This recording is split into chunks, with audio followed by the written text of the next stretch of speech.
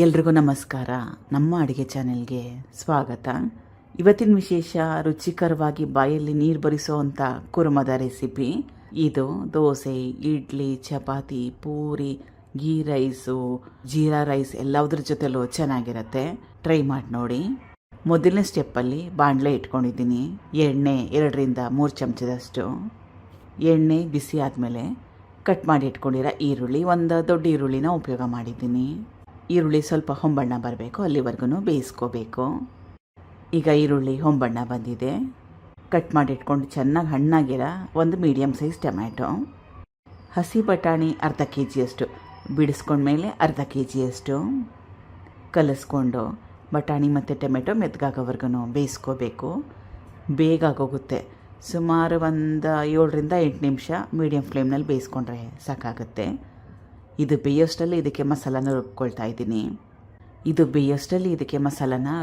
ಇದ್ದೀನಿ. Mixie jar ತೊಗೊಂಡಿದ್ದೀನಿ.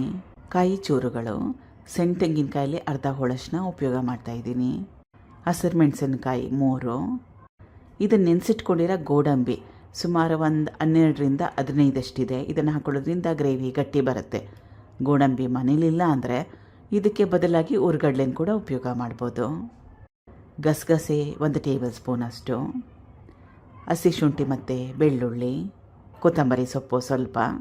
ಮತ್ತೊಮ್ಮೆ ರುಬ್ಲಿಕ್ಕೆ ನೀರನ್ನ ಹಾಕೊಳ್ಳೋ ಅವಶ್ಯಕತೆ ಏನಿಲ್ಲ. ಗೋಡಂಬಿ ನೆನೆಸಿಟ್ಟಿದ್ನಲ್ಲ, ಆ ನೀರನ್ನ ಹಾಕ್ಕೊಂಡಿದ್ದೀನಿ, ಅಷ್ಟೇ ಸಾಕಾಗುತ್ತೆ. ಚೆನ್ನಾಗಿ ನುಣ್ಣಗೆ ರುಬ್ಕೋಬೇಕು.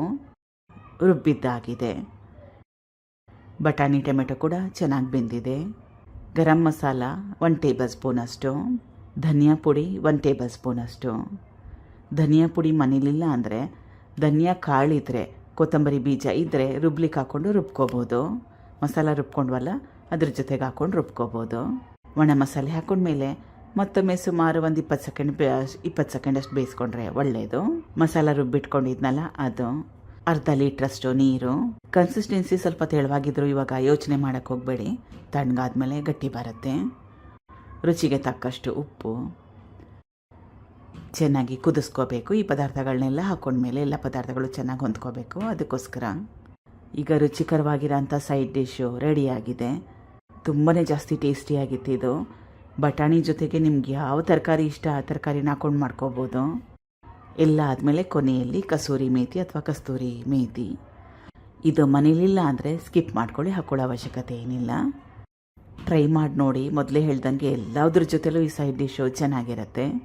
Thank you for watching. ಧನ್ಯವಾದಗಳು.